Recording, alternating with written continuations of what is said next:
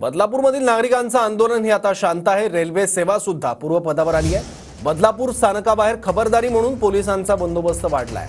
बदलापूर शहरातील इंटरनेट अजूनही बंद आहे। बदलापुरात आजही कलम 163 लागू आहे। शहरातील दुकानं ही अजूनही बंद आहे।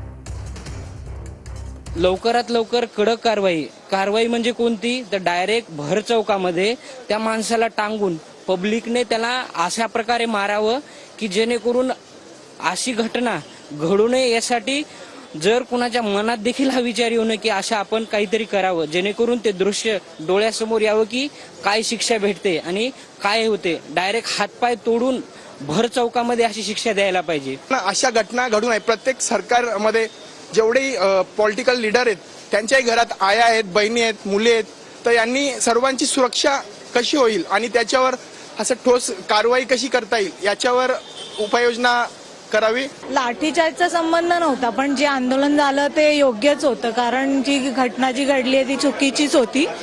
आणि कारण ज्या मुली ज्या होत्या त्या म्हणजे माझ्या आजूबाजूला राहतात, त्यांच्यापेक्षा पण म्हणजे त्यांना आम्ही बघतो, त्याच्यामुळे त्या किती छोट्या असतील आणि त्यांना काय कळलं असेल काही नाही ते काही माहिती नाही। कारण